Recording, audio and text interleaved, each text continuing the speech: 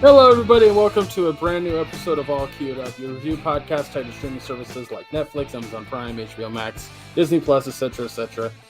Welcome to also the possibly longest episode of All Queued Up, thanks to FedEx Smart Post. That was a thing.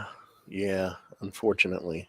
As usual, I'm your host, Greg Dietz, and with me is always Maya. I'd say, how's your week been? But it's been 2 weeks because of the FedEx thing, so.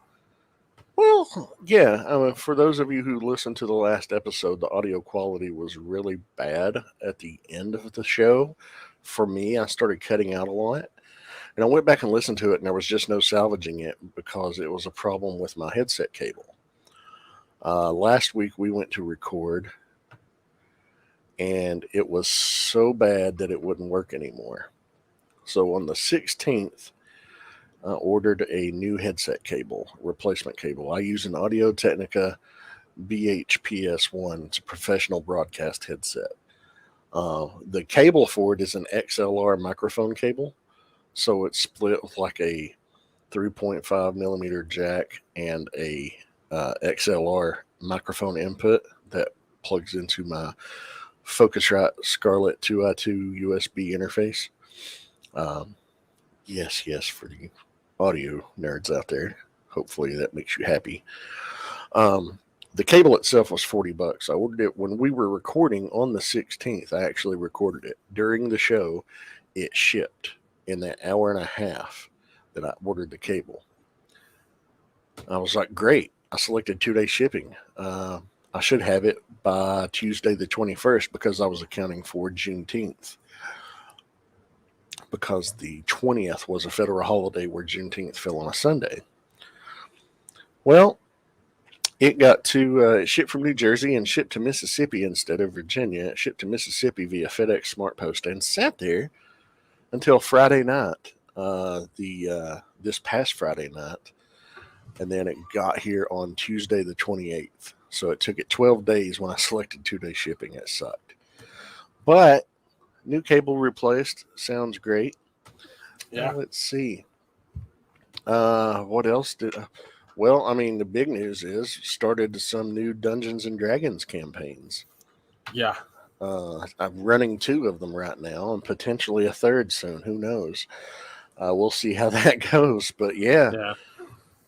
on Monday nights, I'm DMing, but it's my baby sister and her husband, 2 of their friends, and then Bambi, who also played in a campaign with Greg and I before last year. We are all playing together on Monday evenings from 5 to 9, and so far it's been a fun time. And then this past Tuesday night, 2 nights ago, I'm running another campaign that has Greg, our friends Indy and Mark, and then a couple of other of their friends, the 2 Chris's and Robert. And I was worried how that one was going to go, primarily because you guys all live on the West Coast within a hour radius of each other, and yet, I'm on the East Coast, so there's a 3 hour time difference, and a lot of those guys don't get in from work until after 8 p.m. So it was like 11:30 when we got. Well, it was after midnight for me when we actually got started. Yeah. It was approaching fucking 3 p.m. when you called it. It was 2:24 a.m. when we finished, and I was just like, "Oh man, I'm tired," but it was a great time nonetheless. Yeah. But yeah, things have been going pretty good. Uh, got some exciting stuff on the horizon that I'm not at liberty to discuss just yet, but more time. Oh, I did a thing. I stepped out of my comfort zone and did a bold move, and I posted a picture of myself, full body photo of myself in my bathing suit on Facebook I saw that. and Instagram. So I was like, you know what? If it helps anybody that struggles with their body issues, it's totally fucking worth it. And, been a nice positive response overall from everybody. I'm just like, fuck it, I don't care. I've gotten to the age where I don't give a fuck if it upsets anybody or if somebody thinks it's fucked up or if anybody, has qualms with it. I don't fucking care because I'm going to live my life and I have no fucking regrets whatsoever. And it was fucking liberating to do so. So, how about you? How's your week been? It's been all right. It's been very stressful. A lot of stuff been going on. I had a huge argument with my dad. So, as a lot of you, I'm sure know, I caretake for my parents, and one of those things that I do is I do a lot of the medical stuff with my dad. And he really wants to go on home dialysis because that clinic is depressing. And I totally get it. But like we get like, so I was told like, oh, it'll be like class will be like maybe 6 hours a week, right? Like 2 hours here, 2 hours there, whatever. I was like, that's nothing. That's fine. 6 hours a week is nothing. I can, whatever. And the machine itself is like maybe the size of a briefcase. You could easily put it on a plane. Okay, cool. The only thing you'd have to worry about is that you get supplies for a month, and the boxes that you'd have to put into the house are pretty big. So you'd have to find a space for those. I'm sure we could do that.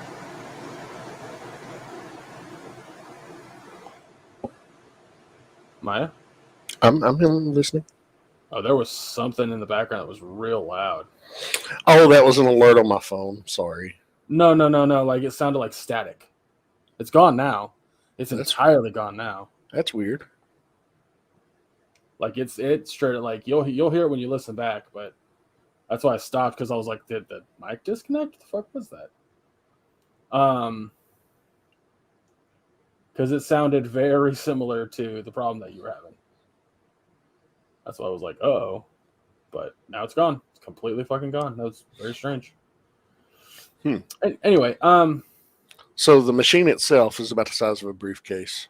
So that's what I was told. It was just basically the supplies that was going to take up room. So we get to the clinic on Thursday, and it's like 105 out. We have no AC in the car, so now I'm already hot. It's like 2 p.m. I'm like, oh, I haven't eaten lunch yet, so we'll get lunch after we're done with this. We get into the office, and the girl's like, yeah, so here's the machine. This is what it looks like.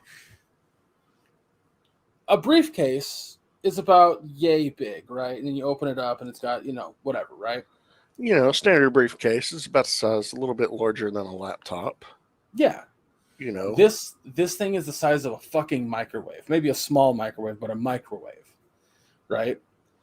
Granted, it's really light, still bigger than they told. And I kind of showed that away, and they were like, and this thing that it's on is where all the dialysis liquid goes into. And I'm like, that thing is massive. Like, it, like those totes that you can carry that like the 10-gallon, 15-gallon totes with the lids? Yeah. It's about the size of that. Oh, wow. Maybe a little bit bigger. And I'm just like, oh my God, that thing is fucking huge. Like, we're going to have to rearrange Dad's entire situation over there in order to get that in there. And then she goes, and that machine has to hook up to a water main. So we'd have to like drill a hole in the pipe of your bathroom. And I'm like, oh God, then we're not going to be able to do this because we rent. We can't do that.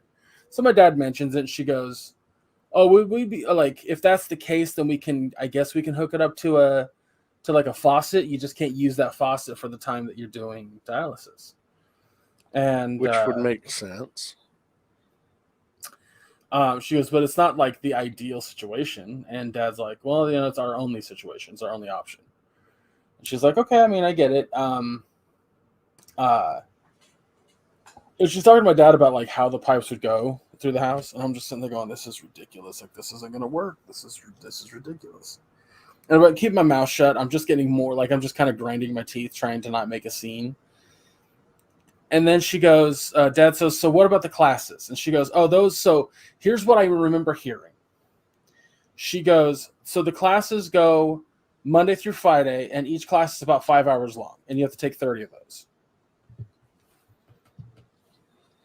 35-hour classes. So you're looking at 150 hours of certification training. Yes. And I'm like starting now. Now it's becoming just way overwhelming. But I'm keeping my mouth shut. I don't want to cause a scene. I'm like, I'll just talk to my dad afterwards. I'll like on my way home, we'll discuss this on whatever. He will not stop fucking pushing the issue.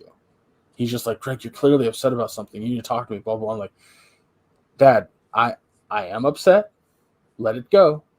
Like, I will talk on the way home. And he goes, no, we need to talk about it now. I was like, okay. So we start talking about it. And I'm relatively calm. You can clearly tell I'm irritated. And I go, this isn't gonna work. And that's kind of how it started, but it like he didn't want to listen to me because all he could see was like, I don't have to leave the house. That's all he could see. It like, and he kept sitting there saying like, and through the argument, the one that was really funny to me was he kept saying, this would be less time for you, Greg. And I'm like, how in any way, shape, or form is this less time for me? And he goes, because you don't have to drive me to the clinic 3 days a week and then pick me up. Again, how is this less time for me? And he goes, well, I don't understand how you don't see it's less time. I go, it takes me 20 minutes there to drive, or 15 to 20 minutes to take you there, 15 minutes to go back home. Then it takes me 15 minutes to go there and then pick you up, and then 15 minutes to go home.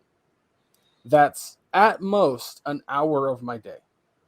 Yeah, an hour to an hour and 15 minutes, depending on traffic.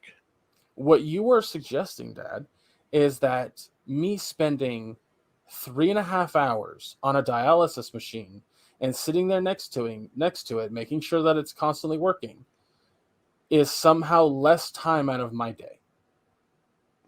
Well, yeah, you still don't see it. And he just refused. And it was making me angrier and angrier and angrier and angrier. And over time, there was I thought about it for a while. I was like, there are some benefits to this situation. For example, if this move to Texas actually does happen, I'm still hoping that it doesn't. At the very least, I now have the home dialysis ready to go.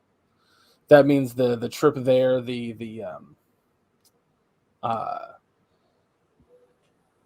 we'll stop at a hotel and like do it, and it only take an hour. So after so that's the thing. This is what my life would entail if we did this. For about a month, my dad and I would be going to classes before he goes to regular dialysis. And then I would go with him to regular dialysis and sit there through the entire dialysis. So that's why she said it was 5 hours, by the way, because my classes would only be about an hour to 2 hours long. And then I would sit there with my dad through dialysis. Oh, okay. Fucking nightmare. So, I would do that for about a month. And then for the following month, after we get the home dialysis installed in the house, Dad it would take about 3.5 hours to complete a home dialysis session because the machine needs to get allocated correctly. And then once it's done, after about a month, then we can do 1 hour sessions at any point of the day, anytime we want. And I'm like, so what you're willing to do, Dad, is forfeit an entire month of my time so you can do this. Well, it'd be part of my time too. I'm like, Dad, you have a lot of fucking time. You have so much free time, it's not even funny. I was like, you are a disabled fucking retiree. You have the time. I necessarily don't. Like, this happens, I don't have a fucking social life. And he goes, oh, yeah, I didn't think about that. I'm like, I know you fucking didn't, because you never do. So it's just this constant like back and forth with him, because he again refuses to see it from my point of view. And it's like, I see it from his point of view. I get it. That fucking place sucks. It just does. It's terrible. Yeah. But it's like, it's also like you're putting a lot on me for your comfort. And I don't personally think that's fair. So, but it also is what it is. Like I don't have the option to like, because there are benefits from doing the home dialysis for us as a family. Yeah. The other angle is that it would make me getting my certification for being like a paid home health aide a lot easier. So there's that, but yeah, and then like the guy shows up, like my dad's doing dialysis, and the guy who runs that clinic, he shows up and he just goes, "So you and your son were like the talk of that place for like a couple days." I was like, "Really?" Oh, we did get super fucking loud in that office. So like that poor nurse, that poor fucking nurse. Like the look on her face when we were like arguing, she just like, because I was trying to not argue, like I was trying to not make that scene. Yeah. But again, my dad just kept pressing it, and she's just in there like, and so she leaves. She's like, "I'm gonna let you guys talk." So we talked. We got louder and louder and louder because again, he just wasn't listening. And then she comes back in, and I asked her a few questions like measurements of everything, so I could like measure it in the house. And I asked her a couple more questions that could come off the top of my head, and she goes, "Well, why don't you guys go ahead and go home and talk about it and think about it, and then we'll reconvene once you guys come up with a solution." And we get into the car, and it was like that same argument all the way home because he just refused. He refused to see it from my perspective. He was being extremely selfish. And then it was like the next day I had to take him to dialysis, and I talked to him a little bit about it, but I was like, I tried to keep my calm.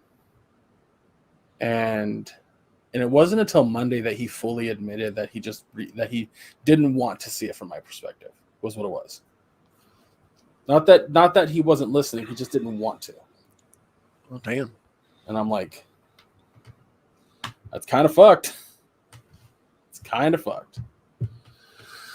But other than that, it's not been too bad a week. New season of Fall Guys came out, and if you know me, I fucking love that game, so that's all I've been playing. We played it this morning. Yeah, we did. They put in Halo characters in it, so I was really happy about that. Because I do like Halo quite a bit. Before we get into the bad news stuff, because there's a couple things I want to bring up in regards to bad news, because they're important and you should hear about them. I want to play a little game with you. Okay. So the 22nd annual Gathering of the Juggalos is happening August 3rd to the 6th. They have put out a flyer of all the people that'll be there to perform. There are some names in here that are wild. I'm going to name a couple, and I want you to tell me if they're real or not. Okay. So we have Dana.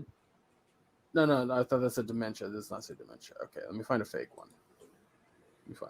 I'm looking for fake and real. You know what I mean? Like I'm looking at it. I'm looking at this list, and I'm like, I can come up with one.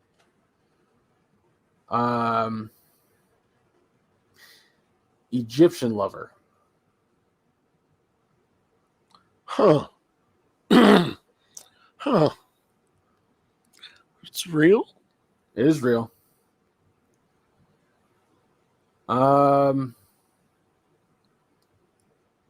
Gooch liquor. That's real. Nope, I made that up. Oh.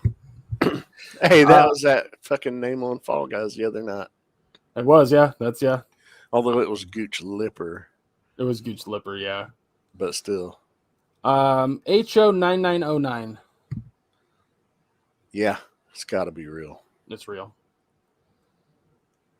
American Overdose. Probably real. Real. I'm trying to think of one while also looking at this list. And then having both in my head and then saying which one.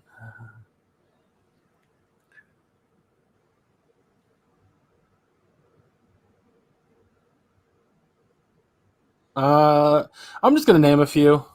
I'm trying to come up with them. I should have put a little bit more thought into this, but I was like, oh, we don't have time for a game. But I was looking at this list, and some of the names are just fucking wild. So I'll read a few that I see. So we have Babytron, Fat Nick, Mushroom Head. Oh, I used to listen to a lot of Mushroom Head back in the day. Odd Squad Family. Oddly enough, Sir Mix-a-Lot's going to be there. Let's see. Oh, there's a tiny one down here. Clooner. Just Clooner. Clownvis. Clownvis. Clownvis. Fams and the Hooligans. Green Jelly. Just Green Jelly. You know how it is. In Dying Arms. Keegan the Creep Ass. Keegan the Creep Ass. Legs Diamond. Like a Villain. That's funny. Gorehounds of Snuff. I know that. Go ahead. I know that the Cybertronic Spree is actually going to be playing. Yeah, their big headliners are in this order: Insane Clown Posse, Babytron, Big Hoodoo, Cybertronic Spree, Dana Dentata, Egyptian Lover, Esham, Fat Nick, Hex with 3 X's, HO9909, KRS1. Oh shit, KRS1?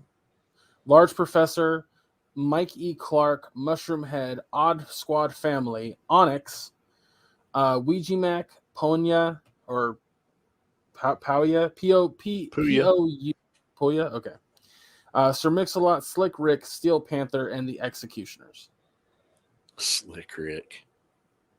Steel Panther's great. I have nothing against them. They're like a fake hair metal band, and all their songs are like strong innuendos. Yeah, I'm familiar with them. I was just surprised. The reason I knew the Cybertronic Spree was on the list because, I followed them on Instagram and Twitter, and they fucking put a post up about it the other day, how they were excited.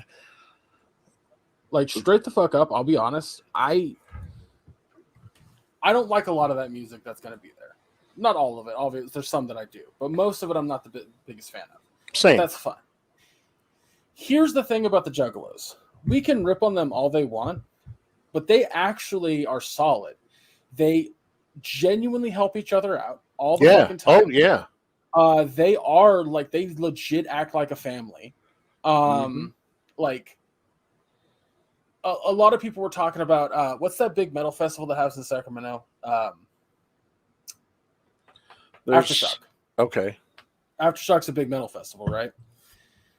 You'll probably get better camaraderie and cooler people to talk to at an Aftershock than you will a fucking like country show. Well, yeah. But people wouldn't expect that. So, as weird as the Juggalos are, people at a metal show take care of each other. It's just like, the gathering of the Juggalos. It's like everybody knows what they're there for. They're there for a good time. And like, getting down in the pit, which when I had 2 legs, I used to do a lot at shows. I loved it down in the pit. It gets brutal in there, but if somebody gets knocked down, people are there to fucking help you up and go back to fucking thrashing around. Yeah. Yep. It's awesome. Like, also they'll help people who are lost. If you just say like, hey, I'm trying to find my people and I don't know where to go, like, they'll help. They'll fucking help. Like, it's wild. Like, so we could sit there and make fun of Juggalos all day. It's easy. It's fun. Whatever. But also, like, they have something a lot of us don't. And that's a huge fucking community of people to fall back on. Yeah, yeah. I mean, they walk to the beat of their own drum, but they do take care of each other, and they truly believe in the whole family concept. Exactly. So one last thing before we get into our shows, because again, this is going to be a long fucking episode. What's up? You didn't hear that, did you? No. Okay. A pop up for some reason. Anyway. Gotcha. So like I said, like I've said multiple times of the week now, like, we're going to be talking about things that are important. We're going to be using this platform as a way to boost things that need to be done and said. And right off the bat, fuck six specifically on the Supreme Court. Roe v. Wade was overturned in the last week. Yeah, last Friday. Last Friday. And 80% of the United States is against it, which should speak volumes to what is wrong with our country and the Supreme Court existing.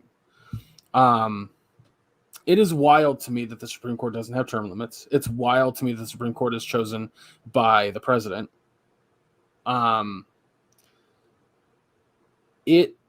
It's unfathomable to me, fathomable, that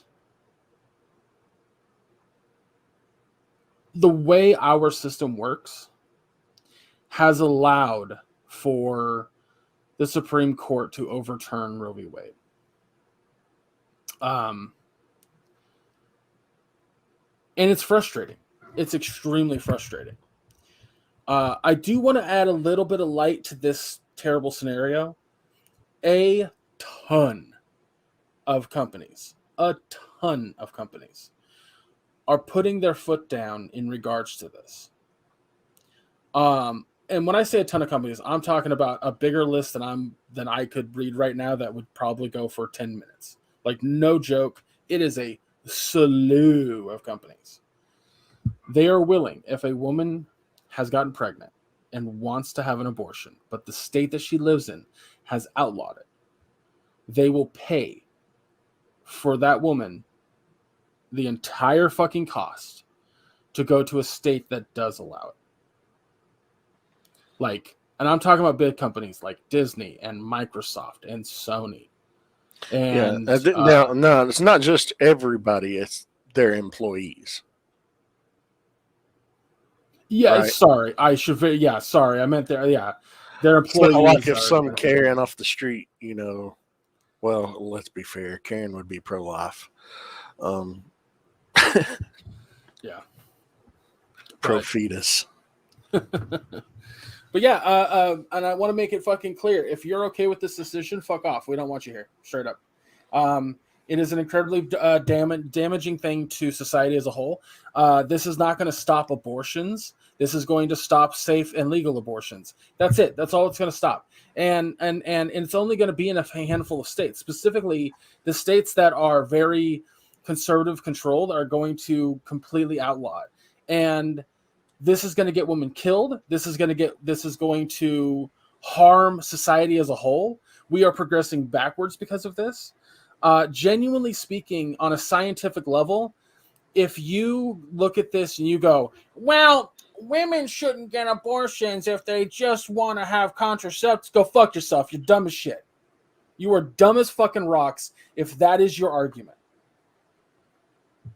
You have taken everything out of consideration in regards to that. Everything. And if a woman wants to use those contraceptives, so the fuck what? Hey, guess what? Just because 1% of everybody on welfare like fucking benefits from the system and where they don't need it, and you go, hey, let's put a law in to stop that 1%, you are fucking the 99% over. You dumb piece of shit. God damn it. Oh my. Angry. This is Angry Greg. Straight the fuck up. Did you see that cross-stitch picture I posted on Facebook? It says, be the light you want to see in the world, and it's a Molotov cocktail. I did see that one, yes. I mean, I can think of 6 people that should have been aborted. My favorite one, there's a comedian that was talking about that, and he said that, so he had this argument on Twitter with a woman, and because she was like, she was pro Roe v. Wade being overturned. And her argument was, what if Jesus was aborted? And so he was like, It was when he was 33, apparently, allegedly. Fair enough. Super late term. So he says, so when they go low, I have to keep in mind I'm a comedian and I have to go lower. Which I love that joke. But he says, so I come back with, what if Osama bin Laden was aborted?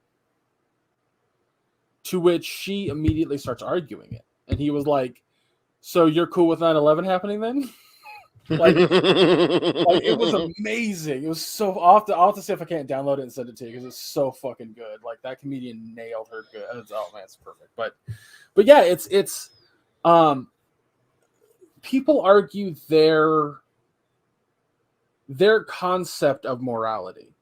And the problem is that like if you go, hey, my religion tells me I can't do that. Great. That's fine. No one's telling you have to do something that you don't want to do. Bodily autonomy is a massive fucking thing that we've had in this country for a long time that is very important to a lot of people. And you have full bodily autonomy when it comes to your belief structure and your medical history. However, when you use that same religion to fuck with somebody else's bodily autonomy, you're a piece of shit and you're going to your hell. You have harmed other human beings. And according to the Bible, according to Jesus, that's wrong and you're going to hell. You're not doing some fucking grandiose major thing that's supposed to get you into the fucking, beyond the pearly gates. That's not how this fucking works. Read the book that you fucking put your entire goddamn life and personality behind, please. Anyway, we should move on. I'm just going to have a headache. I want to bring up one last thing. This is also bad news, but we need to talk about it. There have been, in the year of 2022, by mid-June, 278 mass shootings. 278. That is more days in the year than there. Like we have had more mass shootings than how many days have been in the year so far. Yeah. I mean, today's June 30th as of recording. 6 months have passed. That's 180 days roughly. Yep. So we've had almost 100 more mass shootings than we've had days in a calendar year. And 14 of those 278, more than 4 or more people have died in 14 of them. But please keep arguing how it's not the guns. Please keep arguing that as if that is a proper fucking argument. Nothing's going to advance in this country because we have a bunch of fucking gun-happy, gun-toting fucking patriots. Like, y'all have made that word patriot a bad word, and you don't even fucking realize it. I hate living here. I do too. I would rather live in any other fucking country on earth. Oh, and if your argument is like, well, then just move. All right, you want to pay for it? Do you want to pay for me to move to a different country? Because I'll happily move if you're willing to pay for it. But if you're not, then shut the fuck up because that's not how this works. Yeah. Okay, why don't we move on to happier things? Because it's just going to keep making me angrier as we go on. Just had some great fucking news. Holy shit, I can't really say it out loud, but holy shit. Sorry, I'll have to tell you after the podcast. I can't say it on air. Oh, that's fantastic fucking news. Can you instant message me right fast? Yes, I can. Yes, okay. I can. Wow, well, everyone just got a whole like, your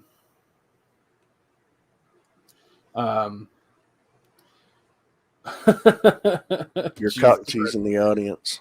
Oh boy. Oh boy. I don't want to say that on air though. I really, really don't. For everyone listening, we have 6 things to review today. If you're still with us, great. Welcome. We love you. Holy shit, that's awesome. Uh-huh.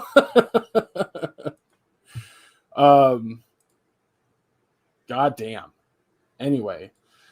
So we have 6 things to review today. The 6 things are the Obi-Wan Kenobi finale, Miss Marvel episodes 3 and 4. The Boys season 3 episodes 5 and 6. Players episodes 1 through 5, or basically what the current season's at. Beavis and Butthead Do the Universe, and Umbrella Academy season 3. All of like half of these were supposed to be done last week, but again, the mic situation happened, so we're going to review them today. Yeah, we recorded and then went back and listened to the quality of it, and it was just garbage. It was unsalvageable. It was worse. Yeah, it was worse than last week. Way worse. Worse than the week prior, absolutely. So since we have 6 things to talk about, what we're going to do is use D&D dice to decide which one. I have them numbered on here, and I'll just surprise you with whenever chooses, and then we'll get into it. All right. So the first one we're going to talk about is players. Okay. All 1 right. through 5. I guess we could be roughly brief about like the synopsis of the show because describing it is going to be difficult.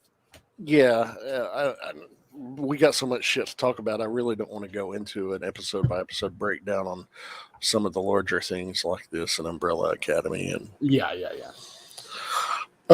Players is an American mockumentary streaming TV series created by Dan Perrault and Tony Yacinda. Please forgive me if I mispronounce your names. It premiered on June 16th. And it's a parody of sports documentaries that follows a fictional pro League of Legends esports team called Fugitive Gaming. This is made by the creative team that created American Vandal on Netflix, which was one of the very first things we ever reviewed, actually. And we loved American Vandal. We were upset when it got canceled after the second season. Because I'd say the positive side about that is that both seasons were so good that these guys immediately got another show. Well, not immediately, but they ended up getting another show. And each season of American Vandal was its own contained story. Yeah. So,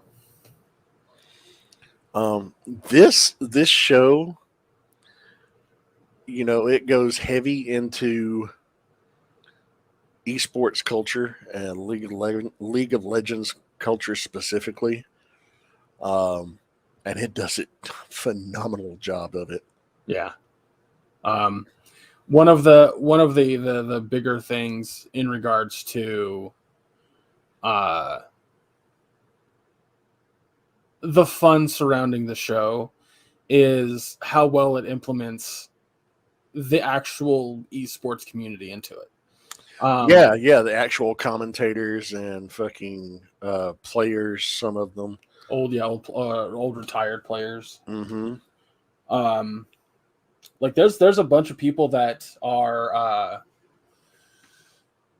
like they're old announcers or stuff like that, but they're playing themselves as if this is real, and it's really fucking neat to see. Everyone's kind of in on the joke. And it almost seems like the community is kind of making fun of themselves, but in like a lovingly roasting sort of way, which I love. Yeah. But like the other thing that I thought was really interesting was like they're actually using real like places that they compete in real life. Yeah. And all the other teams in the fucking just about all the other teams that they're using. The league went from 10 to 11 teams just to do the show. Yeah. They're like Cloud9, CLG, which is Counter Logic Gaming. CLG was the favorite team of a former friend of mine that really explained everything that I know about League. I'm familiar with some of the teams. I was like, oh shit, they're using the real fucking League teams in North America. They do use a lot of terminology and a lot of like info from League of Legends specifically to kind of make sure that the world feels real that this team takes place in. So if you don't know a lot, you might like my dad just didn't really like it. It didn't click for him like he wanted it to because he doesn't know esports. He doesn't know League of Legends. So he was like, the only thing I can connect it to is like sports stuff, like actual sports stuff. And I'm like, well, that's the funny thing is that this isn't just parroting esports. Like there's a whole line that's directly pulled from that Michael Jordan documentary that's on HBO Max. It's the part where he says he's like, there's only two people on that list. It's cream cheese and blah blah blah. There's no one else. It's just them, or something to that effect. Do you remember that line? Yeah. That's directly pulled from Michael Jordan documentary. That's awesome. Yeah, well, basically, it focuses on the team Fugitive Gaming, but the focus is about Cream Cheese, who is the screen name, the gamer tag of their 27-year-old veteran player, and Organism, the 17-year-old phenom who they've signed to a 2-year contract. And it goes into a little bit of the details of how esports have become a very thriving, money-making thing, and how teams will live together and train together during the seasons leading up to the seasons. It's wild as fuck. I mean, shit. That house, nice as fuck house. It's got to be a set. Like I was trying to think of like, did they build that for this show or did it already exist? I'm sure it's an actual location that existed that they were able to rent or, get on the cheap. Yeah. Oh, that's the other thing about it is like a lot of people have been criticizing the show on the idea that like they don't respect esports because they're kind of making fun of usernames, and I'm like, no. I don't. That's part of the fun roast is that esports and playing online video games is a lot of fun, but also at the same time, it's really fucking stupid sometimes. Oh, absolutely. And that's what I love about the usernames that they give these characters. That his like, I love the bit of like, so his old username was Nutmilk. Yeah. And I thought, and immediately my brain went, it's a cum joke because it's an online gamer tag, right? Yeah, that's what I thought. And then he was like, but it's not. It was just like, it's like if you have, almond milk or something. But everyone thinks that it has to do. And I was like, oh, that's so fucking clever. Like it subverted what we thought it meant. So I'm loving the show. But so we don't get stagnant and stay on, too much at one time. Let's go ahead and give our final thoughts and a grade. Well, I'll let you go first. I give it an A-. I think that the show does suffer from having moments that just aren't funny, and it's more world building. And I think that kind of takes away from the comedy aspect of the show. Kind of like how every time something happens in American Vandal, it reminds you that it's stupid. Who drew the dicks? Where's the turd burglar? That kind of thing, right? It keeps reminding you of that. But there are like legit moments in this show that feel like it could be real. And I very much feel that's a little bit of a detriment to the comedy of the show. So that's why it gets a lower grade for me. And it does that a lot in the beginning. But that's me. But again, it's not a bad show by any stretch of the imagination. That's why A- is nothing to shake a stick. Like it's not a bad thing. Yeah. But I mean, I'll give it an A. I find it to be thoroughly entertaining. When it is funny, it is outright fucking hilarious. Yeah. But there are many times where it feels like, holy shit, I'm not watching a mockumentary. I'm watching an actual documentary. It's like they have put passion and love into this project, and they're treating it with, I would say, respect rather than disrespect because of how accurate they are making it. I mean, we've all seen gamers take shots of hot sauce. We've all seen it. Hell, I've done it myself. I was going to say some of us have fucking done it. It's just the absurdity of some of the things that most normal people would find to be absurd, but really are a thing in gaming culture is hilarious to me. It's just, I found it to be very enjoyable. I've already watched the 6th episode today before we recorded. But yeah, It's well done. If you're I agree. into mockumentaries, if you were ever a fan of the American Vandal series on Netflix, if you're into video games, or even if it's you're wanting to look for something different, check it out. It's on Paramount Plus Players. There you go. Yeah. All right, let's move on to the next thing. I have a 10-sided die here for 5, so it'll be like 1, 2, 3, 4, 5, 6, sort of that sort of thing, right? Okay. We are talking about Boys season 3, episode 5 and 6. All right. The Boys. So we do have to Season separate 3. these two a little bit, just a little bit, because A little bit. episode 6 it has so much in it that like stands out because of Herogasm. Yeah. But yeah, five felt very lacking in a lot of stuff because episode 6 was so strong.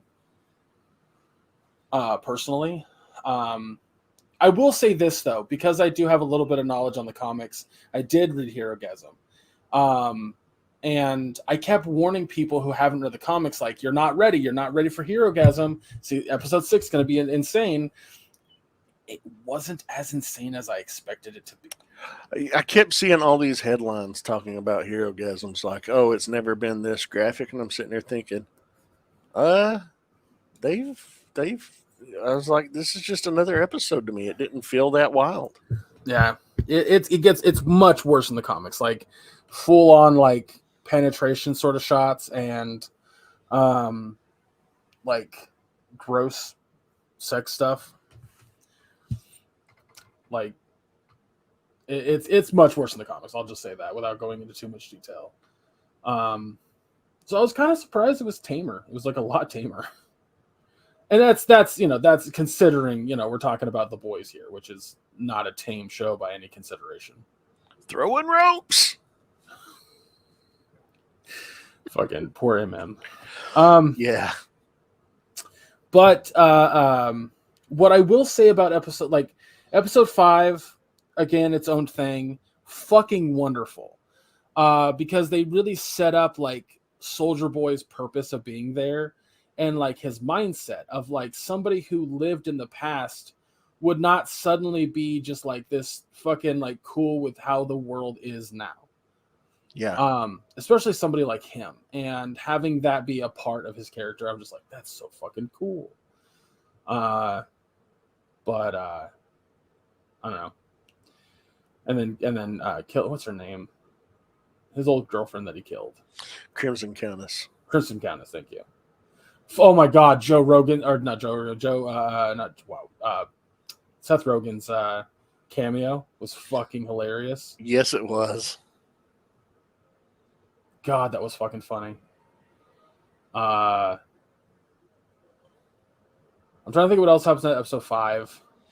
Well, that's where Kimiko, when she's in the hospital, she discovers she doesn't have her powers anymore. That's right. And little Nina comes to Frenchie and says, look, you still owe me. You owe me another job. And he tries to deny it. Which in episode 6, she kidnaps him and Kimiko and his other ex-girlfriend that got him into this mess with little Nina. And,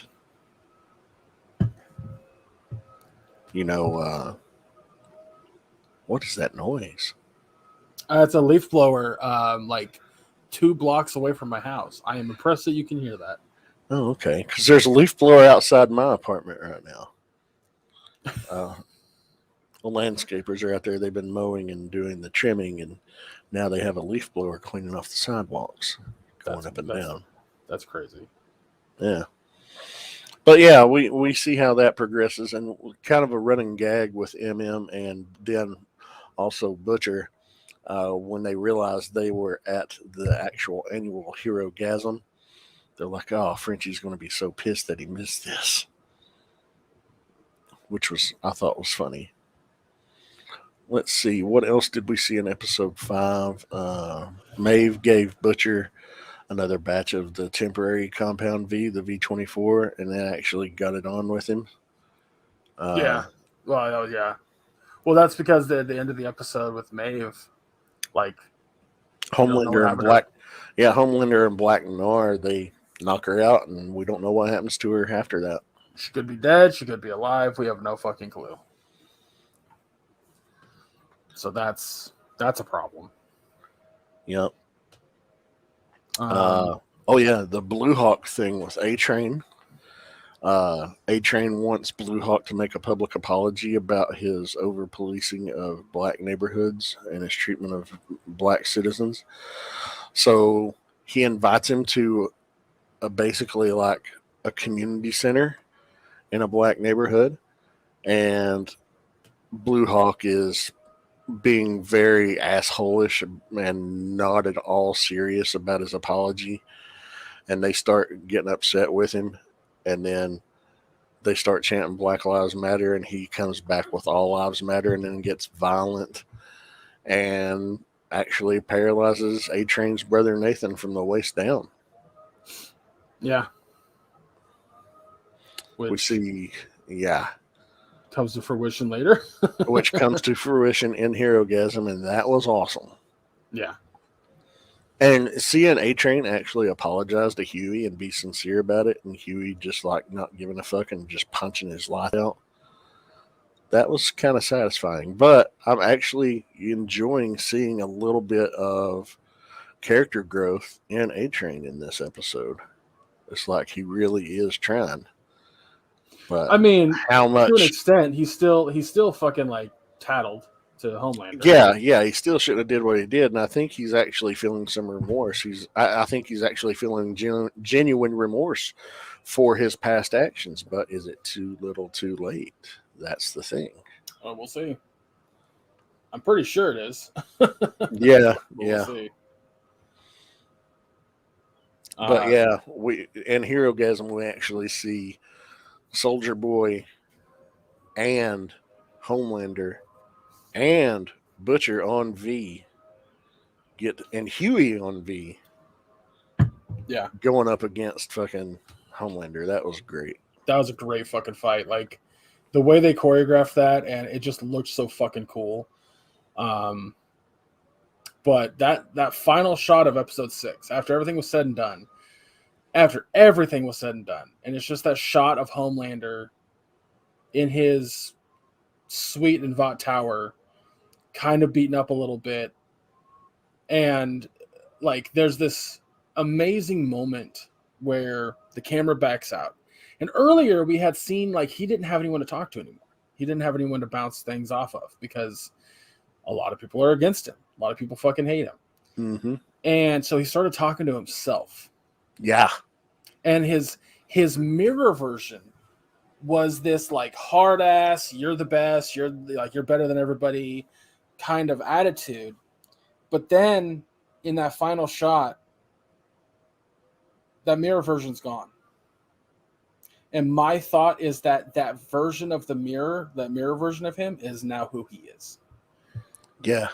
We have a fully like untethered Homelander.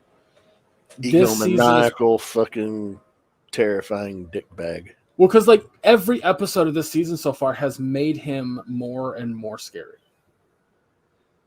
It has made him more and more terrifying. And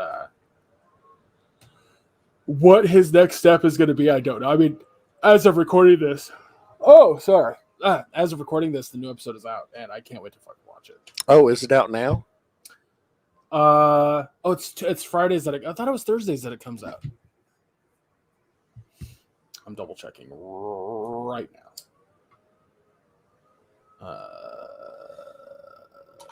Oh come on, god damn it! Really have to type it in. Like it's your fucking biggest show, Amazon Prime, and I have to type it in.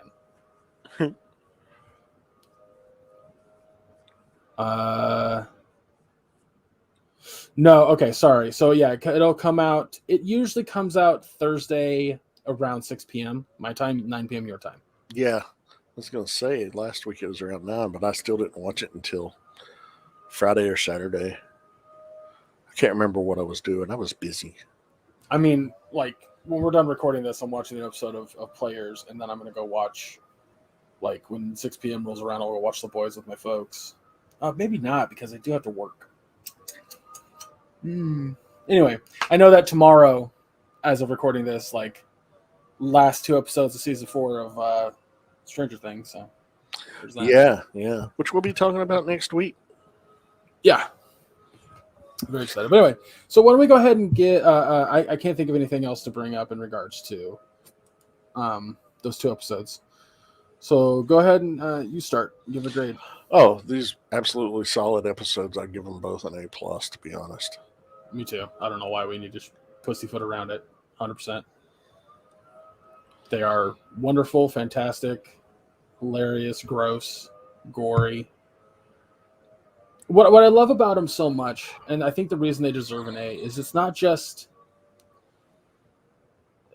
the idea that, oh, it's a superhero parody. We have actual character growth for a lot of these characters. Absolutely. It's like you said, like MM has a lot of character growth, A-Train has a lot of character growth, Huey and Starlight have a lot of character growth. Hell, even Homelander has character growth. Maybe not in the direction we'd like, but it's character growth. Absolutely. So the show is way more than its fucking parts, and I love it. All right, so let's go ahead and roll for the next one. Have a 4-sided die here. It's actually a cool looking 4-sided die. It has like curved ends. Oh, that's wild. I've not seen one like that. Yeah, it's designed so that if you step on it, it won't fucking damage your foot. You know, that's how I lost my leg. Stepped on a metal 4-sided die. Yikes. All right. Miss Marvel, episode 3 and 4. All right. So in the last 2 episodes, we have seen Kamala kind of deal, like, it's more about her personal life than it is the powers, which I love. Yeah. At least episode 3 was more about her family. Like her brother is, getting ready for his wedding, and that's, I think, the other thing that's important about this show. I don't know if you feel the same way, but showcasing Muslim and Pakistani culture in such a positive and wonderful light, I think it's super fucking important for such a famous franchise to do. Oh, absolutely. It's delightful to see. And I remember when we talked about this last week, because obviously it's impossible to recreate the conversation that we had about episode 3. But I remember this when they showed the actual Muslim wedding, everybody was sitting down, to which made you very angry because you found out all these weddings that you've attended, these Christian weddings that you've attended in your life, you could have been sitting down instead. Oh, so mad. It was inside too. It was inside. I've done too many outside fucking summer weddings. This motherfucker was in an air conditioned building, I imagine, and they were sitting down for the. Yeah, I'm just going to tell you right now. If you invite me to a wedding and it's in the summer, I'm not going if it's outside. Well, that's the thing. I've been a member of the wedding party, so I've had like a tux on in the middle of the fucking summer. I'm sorry. Fucking angry, Greg. Like my buddy Brian, he had his at his parents' house, and of course it's a Christian wedding because everyone, I'm Christian. And I didn't have a tux on, but I had a suit, so I still had a coat jacket, and it was hot as fuck, and I sweat through it, and I had to keep it on because if I took it off, it just looked like a fucking pool of sweat in different spots on my white shirt. And then my buddy Justin had a full on like 45-minute Christian ceremony up on that fucking stage. Then the remaining 30 minutes we had to stand there for the actual, like, do you take him? Do you take her? Jesus. And then my brothers wasn't Christian, but it was still outside. Granted, it was October, so I can't complain about my brothers too much. He didn't give a shit about the weather, so. But still, I had to stand for the whole fucking thing. Muslims are way fucking cooler than Christians. I'm just telling you now. You heard it here first, folks. I like Muslims more than Christians. Oh yeah. for one, they're not, all pro fetus like, Anyway, we'll not get on that again. Episode 3, we see Kamala is introduced to um, Kamran's mother and her friends, who basically tell Kamala that they are known as clandestines, also known as Jinn, and they're from the Nur dimension, and that Kamala's great grandmother Aisha was one of them. And that's why they need the bangle. The bangle is the key to them getting back home. But what we find out in episode 4 from, what was his name? Waleed. You know me and names. Well, I'm looking at the Wikipedia episode breakdown.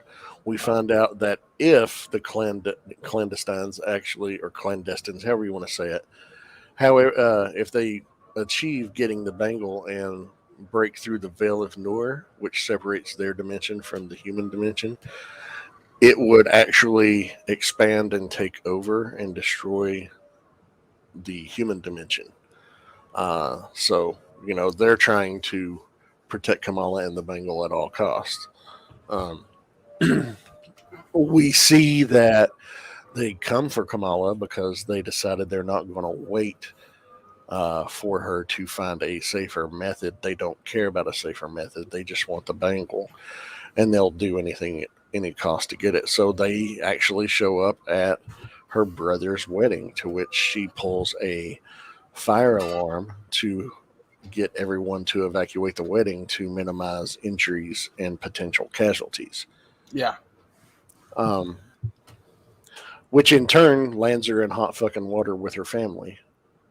Of course, Naturally. because nobody saw the Jinn come in, but somebody saw Kamala pull the fire alarm. Right.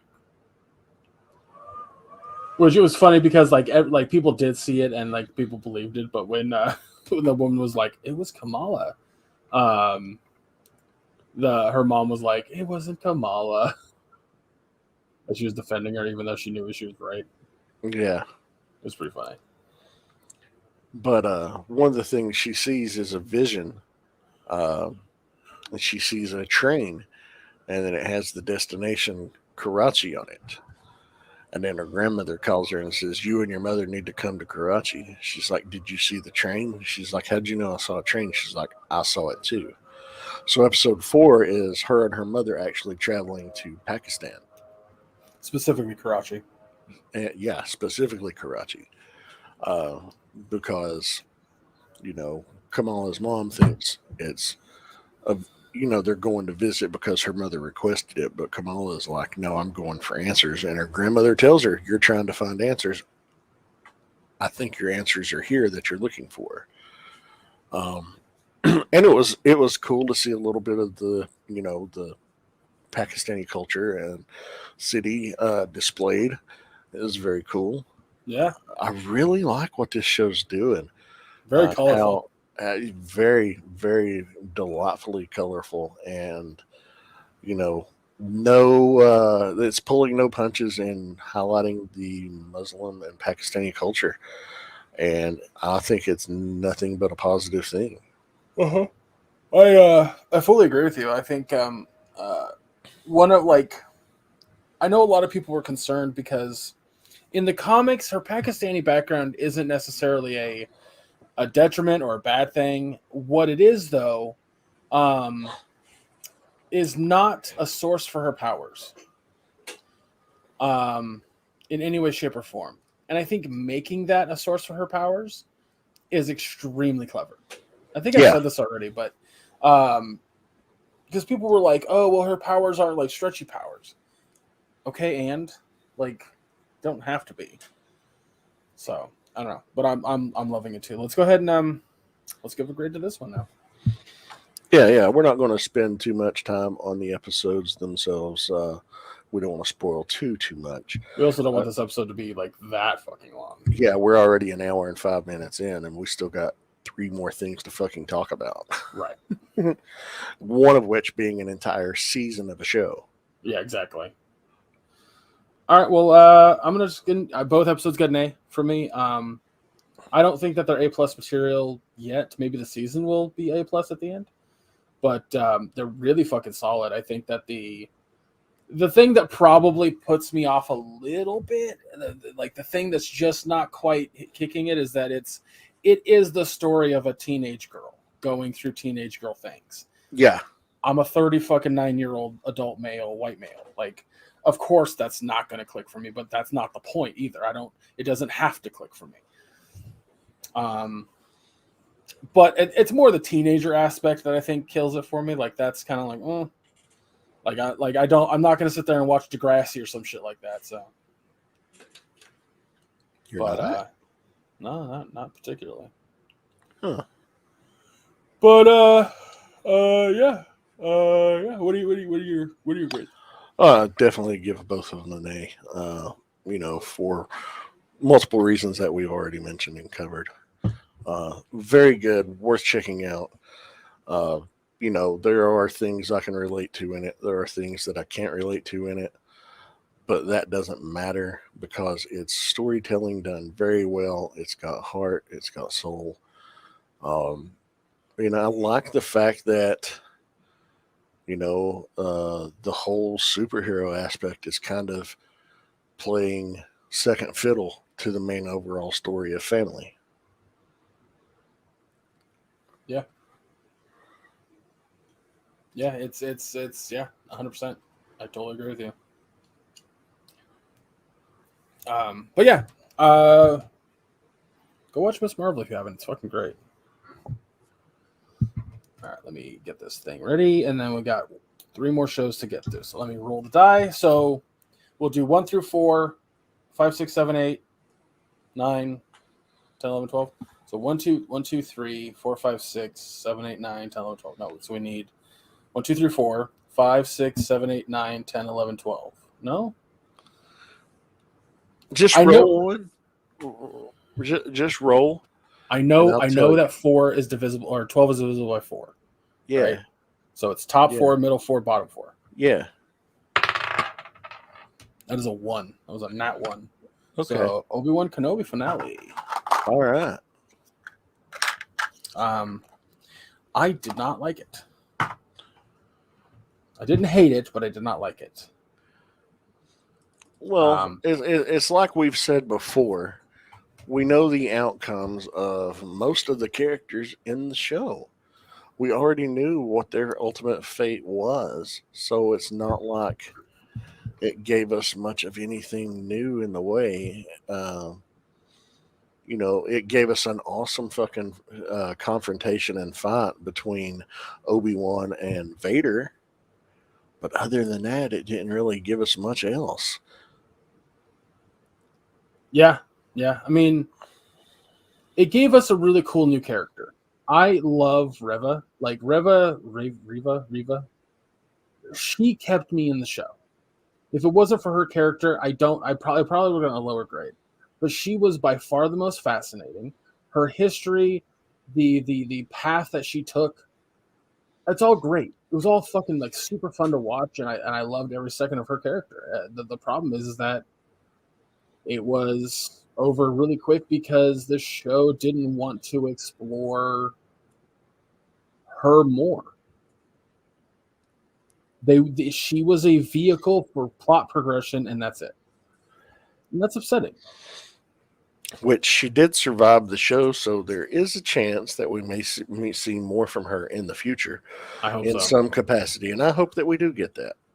Yeah, but yeah, it's like you said, like, because my dad said, like, we finished it. My dad was like, it filled plot holes, and I was like, what plot hole did it fill? Well, like, what happened in the 19 years that Obi-Wan was just on task? Like, that was just it, though. Before this show existed, that's all it was.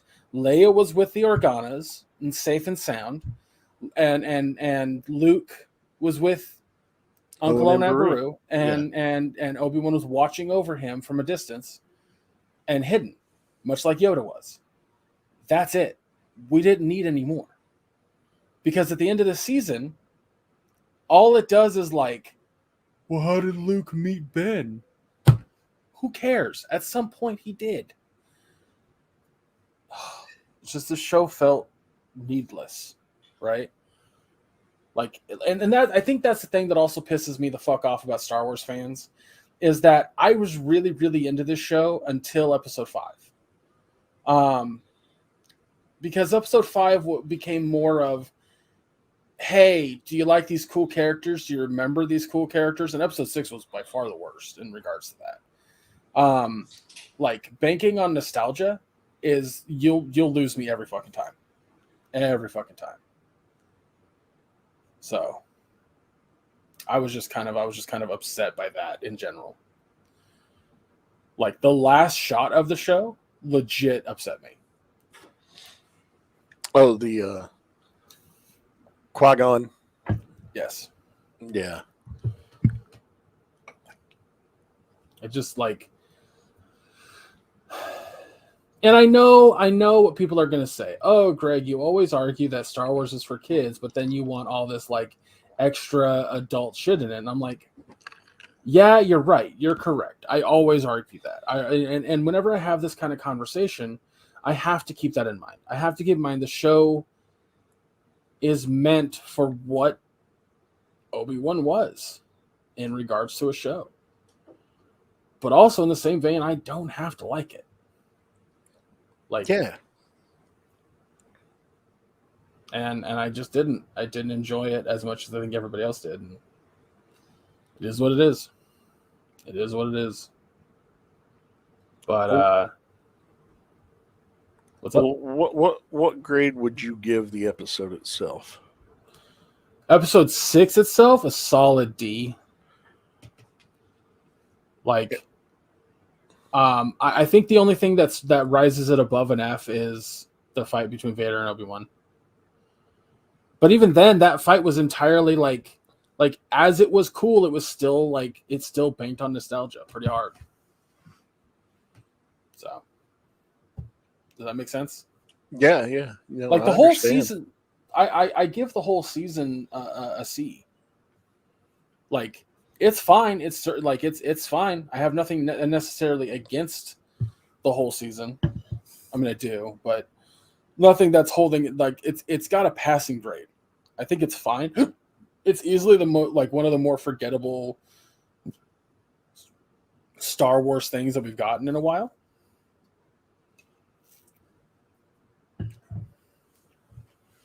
But it's the same shit like with fucking that happened with Boba Fett, dude. Like, I'm sorry. Those first 6 episodes made Boba Fett a much cooler fucking character. Or first 4 episodes, whatever. A fucking way cooler character than we had ever gotten from him. It built character on him. It showed 2 different timelines. Like, it showed what happened after Return of the Jedi, and like, and then it fast forward to like current time, you know, to match up with Mandalorian. And people were just like, it fucking sucks. And then the second they had that Mandalorian-centric episode, everyone was like, this show's amazing. And I'm like, why? Because you got a character that you already knew? The fuck is that? Oh, it drives me nuts, dude. It drives me fucking nuts. You know, I enjoyed episode 6 more than you did. I think I enjoyed the series a little more than you did too. But most people, you know, it still, you know, it does suffer from the fact that there were no real stakes. You know, we didn't know. There was no mystery as, oh, what's going to happen to Obi-Wan? What's going to happen to Leia? What's going to happen to Luke? You know, what's going to happen to Luke's aunt and uncle? What's going to happen to Leia's parents? What's going to happen to Darth Vader? We already fucking knew all that shit, and we've known all that shit since 1983. Yeah. Well, not all of it, because to be fair, Luke and Leia, their ultimate fate was, you know, in the past few years, but still. Well, I think that's the other thing that like I thought was so cool about the show was, you know, Leia's interaction with Obi-Wan. I thought that was really fucking cool, but people seem to hate it. At least that's the loud minority, maybe. I don't know.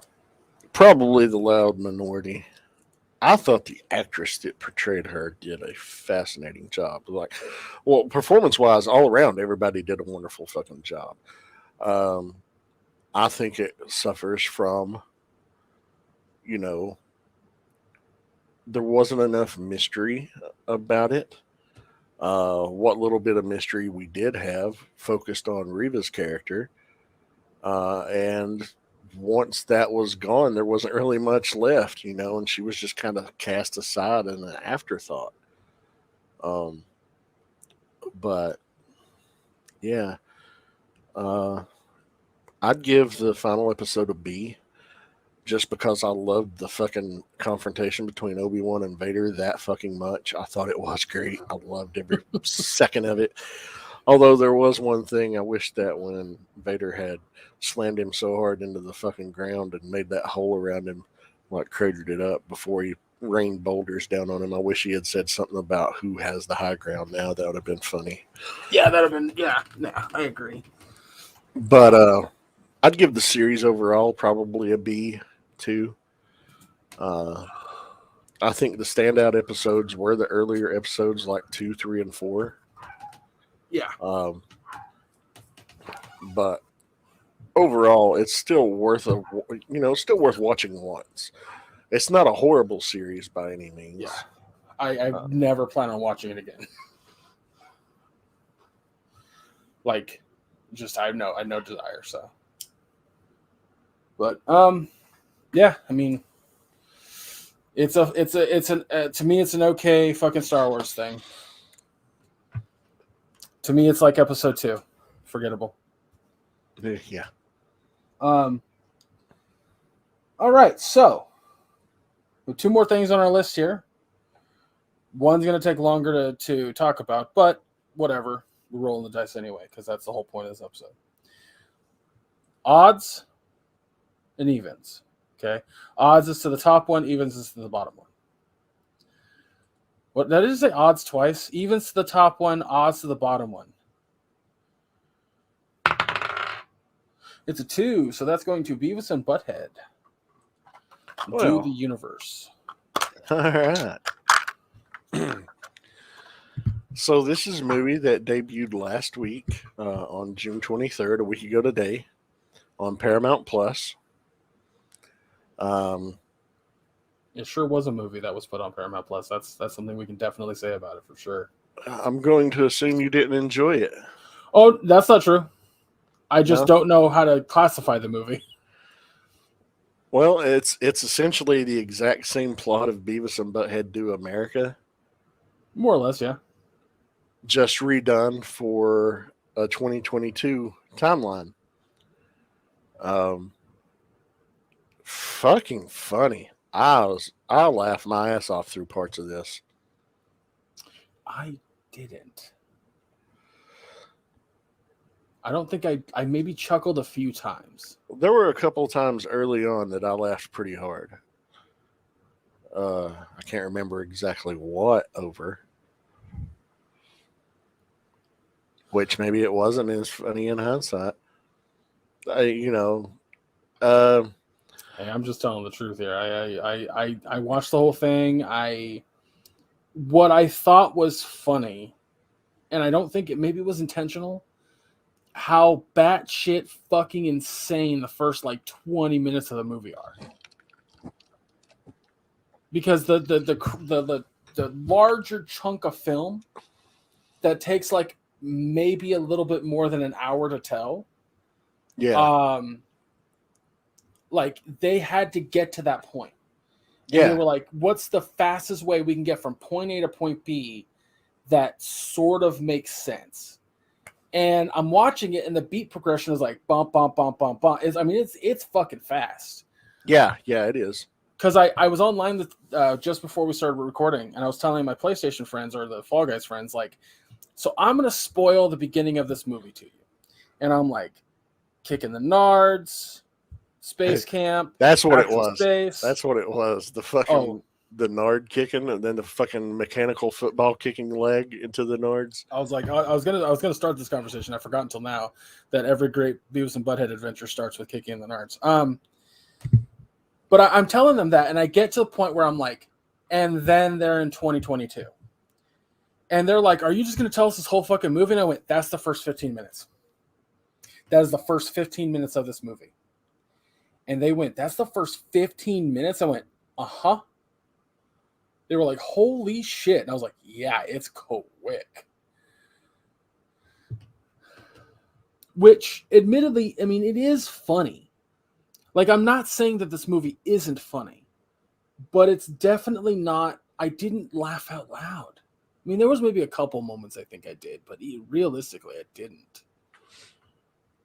Maybe it's because the social commentary wasn't as high as I think it could have been. Well, yeah. I mean, it's Mike Judge. I don't think he wrote it. I think he just produced it and voiced it. So No, he wrote it. He did write it? Okay. Yeah. Him and Lou Morton. Huh. I don't know then. He didn't direct it. No, he didn't. But he wrote the story. Yeah, I'm looking at the IMDb now. It's co-directed. Right? Well, what things stood out to you? Like, what do you remember? What made you laugh out loud? Well, obviously, like I said, when they're at the science fair and Beavis is just repeatedly getting kicked in the balls, it's always funny to see Beavis' poor dumbass get kicked in the balls and then not expect it to happen again, and then it fucking happens again.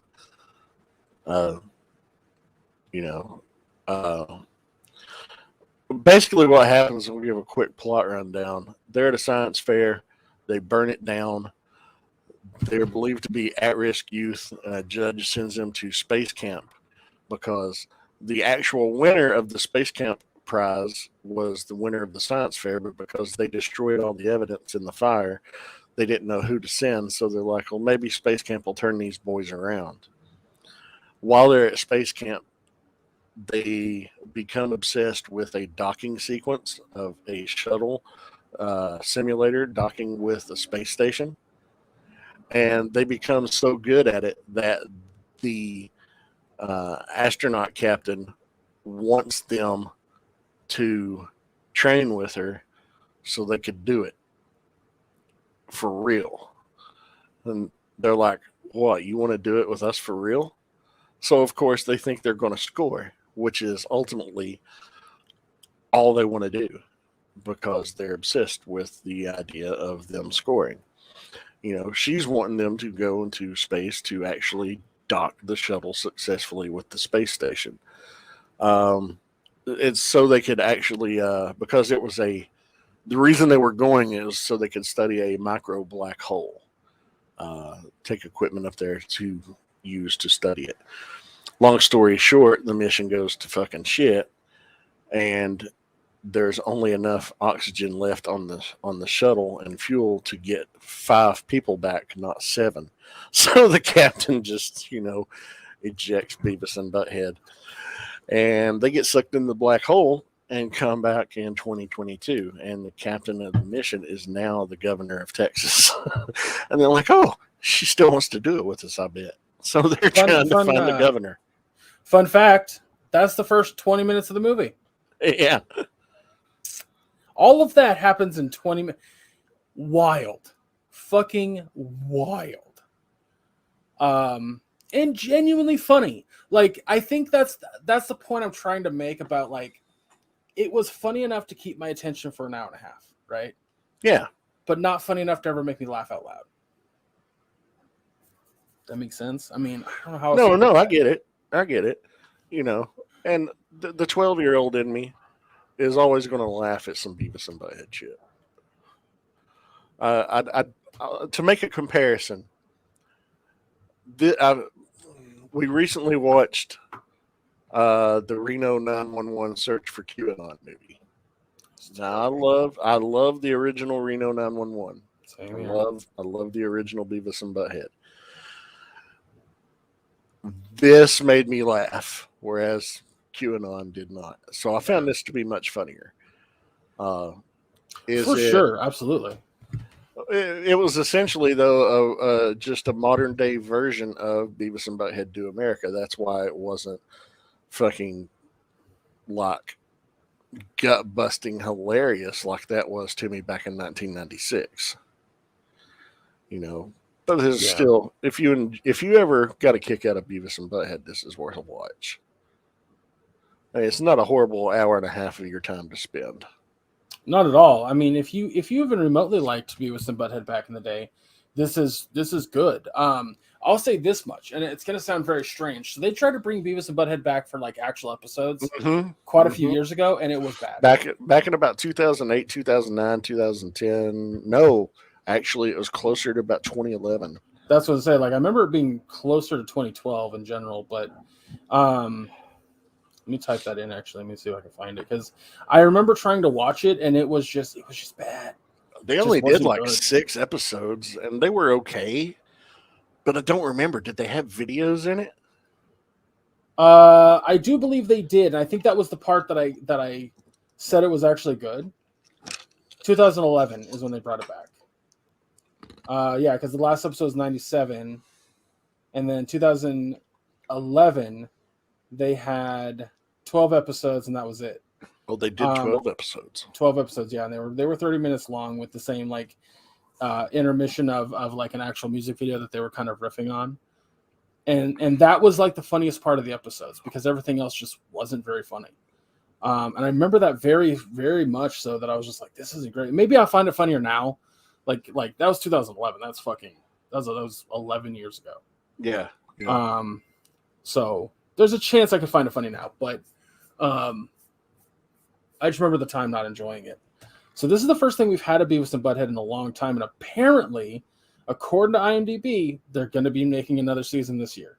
So this isn't the only Beavis and Butthead thing we're getting this year. I'm down for it. Yeah, I mean, hopefully it'll be better than what they did before. That's true. Sorry, IMDb is also suggesting a bunch of shows I watched back in the day, like conservatives. A George Carlin bit I shared this morning. Oh, gotcha. Yeah. So it's like it recommends Beavis and Butthead Do America, then Ren and Stimpy, then King of the Hill, which makes perfect sense. But then Celebrity Deathmatch, then Aqua Teen Hunger Force, then Robot Chicken, then Space Goes Coast to Coast, then Daria. Daria makes sense. All of it I watched. Squidbillies, The Critic, Metalocalypse. Most of those are fucking outstanding ass shows. Actually, I think all of them are. I think I like Celebrity Deathmatch is hard to watch now, by the way. Like it was really funny back. Oh my god, it's like they tried to bring it back in 2007 and it was not good and nobody watched it. It was a real problem. Motherfucker. Yeah, what's up?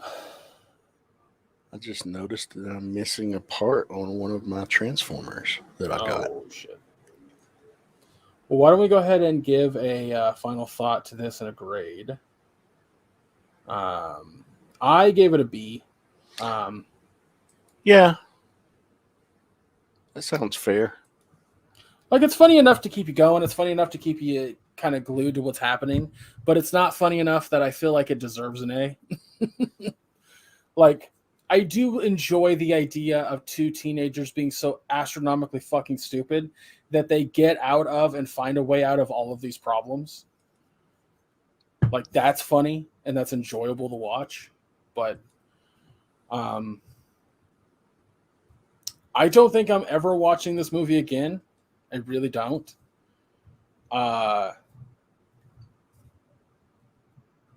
I don't want to say that I don't recommend it because I think I'll only recommend it to people who are even mildly interested. If somebody's like, I'm thinking about checking out that movie, I'm like, yeah, then go watch it. I think you'll enjoy it. But if someone's like, Beavis and Butthead, I'm like, don't watch it. Yeah. If you were a fan of the old show, if you were a fan of the original movie, check it out. You won't have a bad time. But, you know, if you were never a fan before, you're not going to just suddenly start liking them now. That's for sure. Right. Correct. But you said you gave it a... I'd give it a B as well. Okay. Well. I think we're going to move on to our last show of the day. Jesus Christ. It's been a hell of an episode. I almost said Stranger Things. Umbrella Academy Season 3. The whole season dropped at once on Netflix, as they do, which I think they should change, but that's just me. It'd benefit their platform is why I say that. Yeah, so where to begin on this? I think the first thing I want to talk about is how they handled Ellen to Elliot with Vanya and now Victor. Yeah. Fucking That expertly. I think that was the best thing about the entire season. Arguably, yeah. You know, Elliot Page transitioned during the last between season 2 and season 3, and they handled it beautifully in season 3. And what's great is we saw things that normal people probably wouldn't recognize right off the bat, but people who have suffered from gender dysphoria and you know, also sexual identity as well, could see these cues in Vanya in the first 2 seasons. So for Vanya to come to the realization, I'm not a female, I'm male, I'm Victor, and how it was handled and how she presented it, how he presented it, sorry. Because, you know, in the first episode, it's still Vanya, and then he becomes Victor.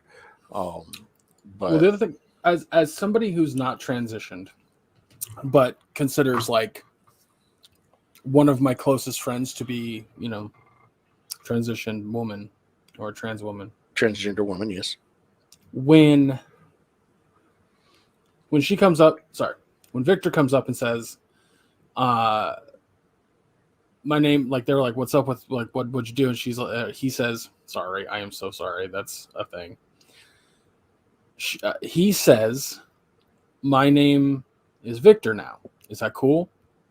And they all of them, even though all their problems, all their shit that they've been through the last 2 seasons, they just go, cool. Anyway, so how are we gonna solve this problem? Like, Yeah. It was exactly how it should be handled. Like, still bring the person into the fold. Still treat them like you did prior to the transition. Just be respectful of the pronoun and name now. That's it. That's all you got to do. Yeah. I mean, Jesus Christ. If you play video games, say Pokemon, you evolve a Pokemon, you don't call fucking, you know, Raichu Pikachu. You don't call Pikachu when Pikachu evolves to Raichu, you call Raichu. I mean, come on. It's not that fucking hard. No. And this was a consistent theme through the whole season too. It wasn't just like that one moment. There were moments where another character showed up, like when the big dude showed up later after Victor had already come out, and you know, he's like, well, what's up with this? And they're like, it's Victor now. And he was like, oh, okay. Luther. He's like, what else did I miss today? Yeah. That was it. Like his reaction was exactly how it should be, and that's what I loved about it so much, was that they're like, Victor's our brother. That's it. That's all that matters. Victor is family, and we got to treat them like family, regardless of what happened. And nobody fucked up in that family. They fucked up elsewhere. They did some fucked up shit this season, but that's where they didn't fuck up. And I was like, that's nice. That's really nice. Yeah.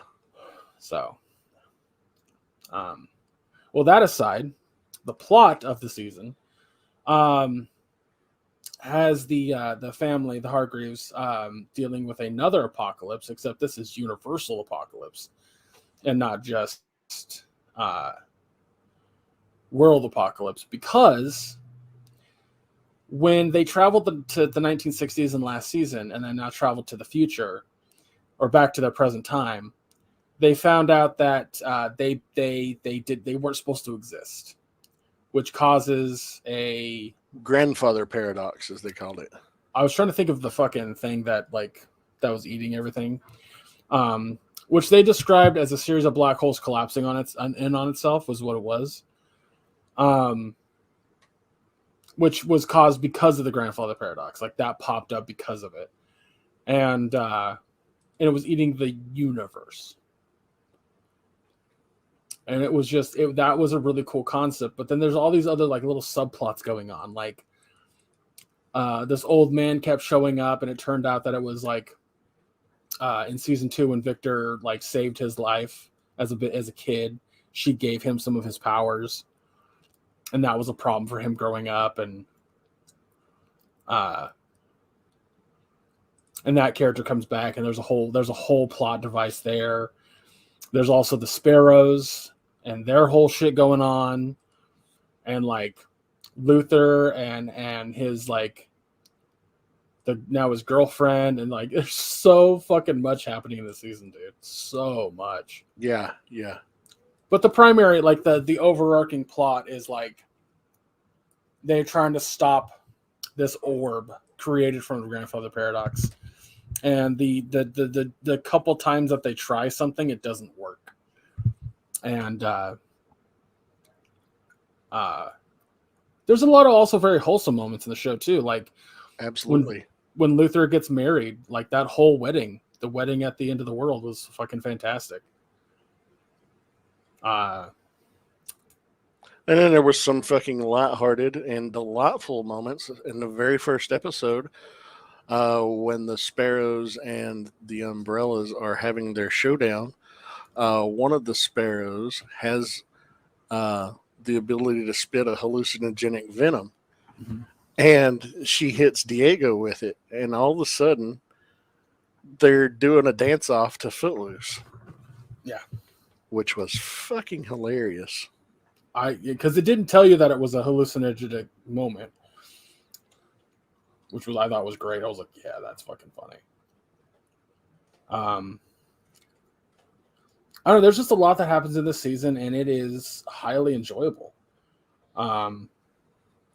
It also uncovers like sort of Deus Ex Machina, but I'm not really going to call it that because that's not necessary.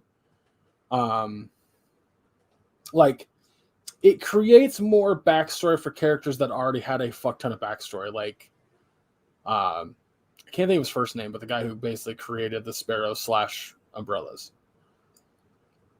Do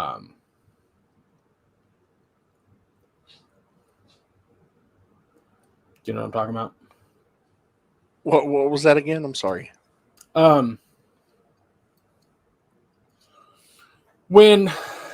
What's the guy's name that created the fucking umbrellas? Oh, Reginald Hargreaves. Reginald? Reggie, I guess they call him. Yeah. Sir Reginald Hargreaves. Yeah, like it turns out that he has this very sordid history, which we already knew, right? Yeah. And I thought like, oh, adding to it's going to be a problem.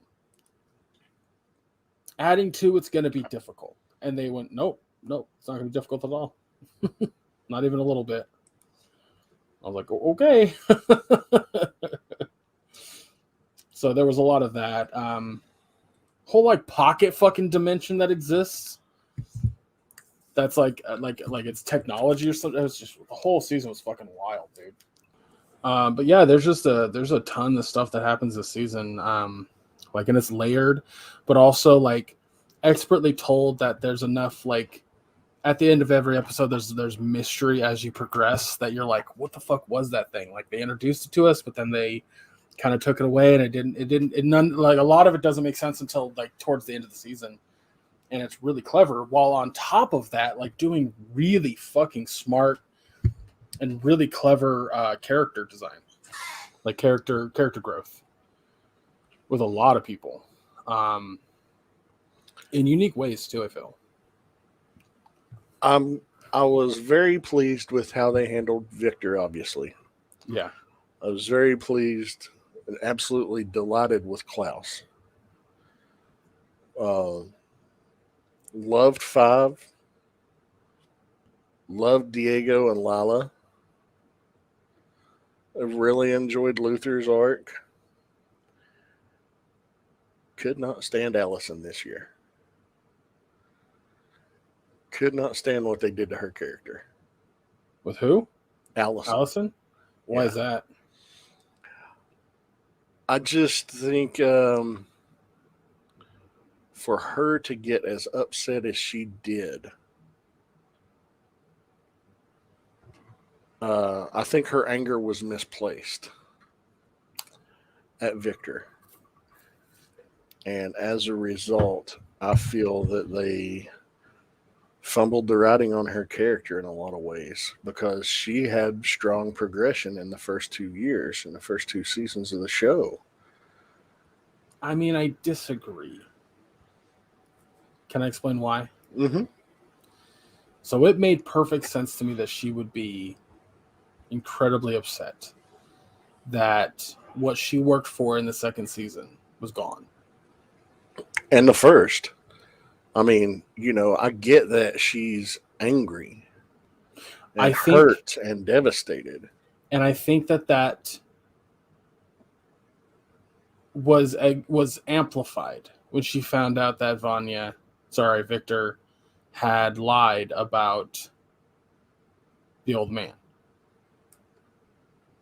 That because that old man had killed their parents, causing this problem to manifest, and didn't tell anybody, is what sent her over the edge in regards to how she don't get me wrong, it was an overreaction, but I don't think that it was poor to character.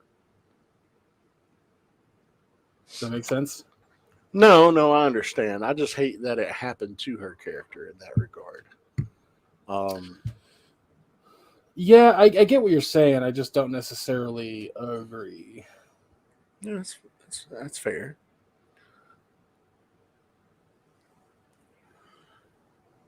I just feel that,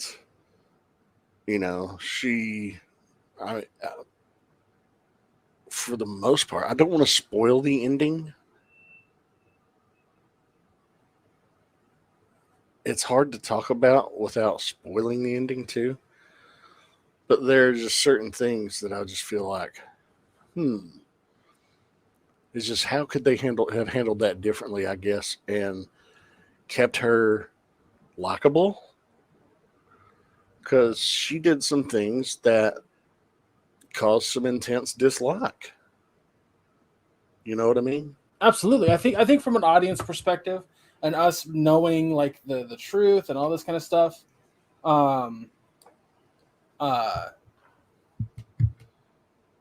it definitely feels off. Like, to us, it's an overreaction. To the audience, it's gonna be an overreaction, and we're not supposed to agree with her reaction.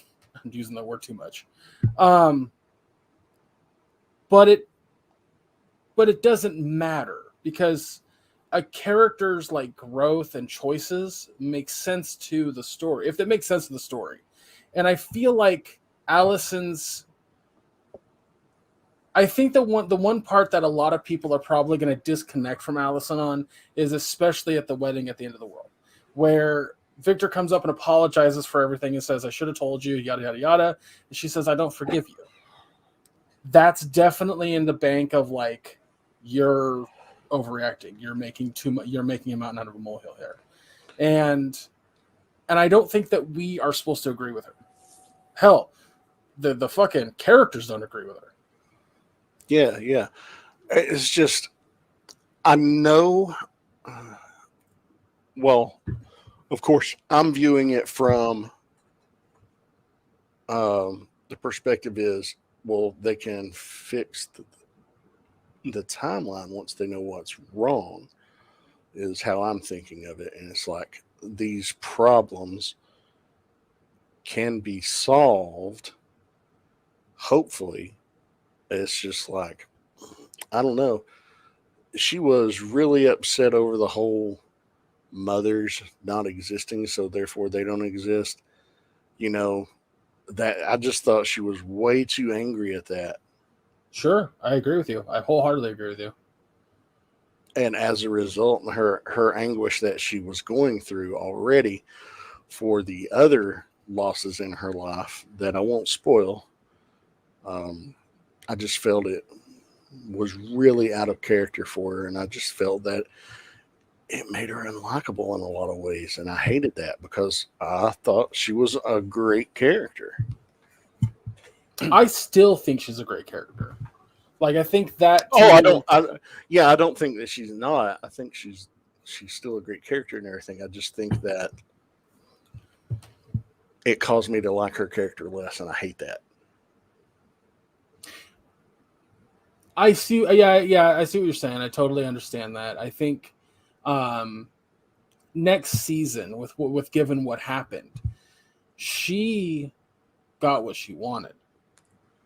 They Yeah, did not, yeah. and I think that's going to come into play big time in If season there 4. is another season, because they said they have designed it for 4 seasons and that's it. Um, That's great. I think shows, like honestly, a lot of shows need an ending, and given fucking Netflix's track record, yes, smart choice. Fucking end it. Like, put it, give it its ending and say goodnight. But that's interesting that you felt that way about her character. yeah, Oh, I get what you're saying. I totally understand it. And I don't think that you're wrong in the way that you felt about it. I mean, I felt the same way. I was like, man, you're giving Victor this really shitty fucking angle because of your misunderstanding of the situation. Do I think Victor was wrong in holding back information? Absolutely. But she also knew that had she said something, that reaction might have happened as well, of like the others killing him.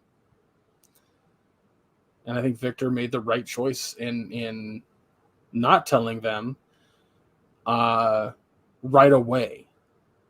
It was the fact that Victor took or kept that information for so long is the problem, or at yeah, least would have been a bigger problem. But again, as I like to point out about shows, characters aren't us, and characters have to make poor decisions in order for story to make sense. yeah, It's yeah. like I don't want to watch a horror movie that's 5 minutes long because all the teenagers made the right choices and got away. You know what I mean? Oh, absolutely. So, as much as I don't agree with Allison's choices this season, I do feel it made sense for her character to act that way. Personally. But, it is what it is. Well, what'd you think about because that was the thing, is I remember in season 1 and 2, the threat of the end of the world was always there, but it was never quite visualized unless it like did a flashback of 5 being in the past, or sorry, being in the alternate future. Mm-hmm. But this season, it was like that ball kept growing and growing and eating the world, and I was like, this is a really cool visual. Yeah, when it gets to the end, there's just a couple of city blocks left focused around the hotel, and it's like you're literally sitting on the edge of the world. Yeah. Yeah, it was awesome. It was very, very cool to see. Do you think they got transported into a different timeline, or do you think like they just reset everything? Because that pan out after they decide to walk away from each other, Hargreaves owns everything. Yeah, it looks like not only did Allison get exactly what she wanted, but so did he. But That's what I was everybody thinking. It was else- like everything that he was maneuvering on that computer was everything that he wanted. And then, like, when they killed him, was it Victor that killed him? yeah, Yeah, when Victor kills him, and then she presses the button, that's why it gave her what she wanted, but everyone else got fucked. Fucked, sorta. I mean, Luther seems happy, and then he found out that his wife didn't exist or whatever. But it was a wild season. I just want to, I just commend the show for doing so much in 8 episodes. 10 episodes. 10 episodes, sorry, 10. Yeah, it was a lot. It was a lot. And you had to keep up with a lot of it too. So I don't know. I want to give it an A. I'm going to say it's an A. I really fucking enjoyed it a lot. Yeah, I concur with an A. I don't think it was A+, but there were a couple of standout episodes that were. But overall, the season as a whole would be an A. Yeah. But yeah, so well, that's that, everybody. Good Lord. The running gag, with alternate Ben, it's like, I like our Ben better than you. Why do you guys keep bringing our Ben, your Ben? Because he's dead. Yeah. That was pretty funny. I do also like how they brought in that actor was back, but now he's playing a different character. Yeah, a completely different role. The same role, but a completely different version of the same role. It's awesome. It was like I was like, oh, that's rad. Well, that's gonna do it for us, folks. Good Lord, this is a long episode. Next week is also a little bit heavy, but that's okay because things are ending and we're not gonna have as much here in like soon. I could be wrong about that. We just get fucking bombarded again, but June was a hell of a month for a lot of stuff. So, yeah, next week we're gonna be talking about Marvel, Miss Marvel episode 5, The Boys episode 7, which is funny because both of those are the penultimate episode to the season finale. The Players episode 6, and the final 2 episodes of Stranger Things 4. Because I like how they don't call it seasons; they call it like a numerical thing, like a movie series. Mm-hmm. So, but yeah, those 4 things next week. Not as as much shit as it has been like we did today because this is also 2 weeks. But yeah, there's that. Make sure you follow us on all the socials, which are listed down below. We'll try to keep you updated if we add anything. I doubt we will this upcoming week, but if we do, we'll let you know as best. Again, we're really bad about it, but we'll try our best. Check out the Teespring store if you'd like some merch, like a t-shirt, pint glass, coffee mug sticker. Just know that all the proceeds go right into the podcast. As a matter of fact, part of the proceeds that come from the Teespring store, I'm sure, helped with the mic situation. Fuck you, FedEx. But yeah, that's also listed down below to go there. If you want to watch the live feed of today's podcast, granted it's just me on screen, but if you do want to watch my beautiful face talking while listening also to Maya talk on occasion, you can go to the YouTube channel, which is listed down below. I also do my soul. What's up? What on occasion? Yeah. If you're looking for more podcasts to listen to about nerdy stuff or pop culture or what have you, go on over to the Nerdvana Network. There's a ton of shows with a plethora of wonderful people just talking about all sorts of stuff. One of these days, I'm going to contact them about doing commercials that we can add into the middle of our show and vis-a-vis. But yeah, go check that out. The link is also listed below on that. That's all I got for my notes. My notes, Maya. Where can folks find you? They can find me on Facebook under my name, Maya Dawn Fisher. It's a public profile, which also has my Instagram and Twitter accounts linked to it. So it's your one-stop shop to following me and anything that I am up to, if you are so inclined.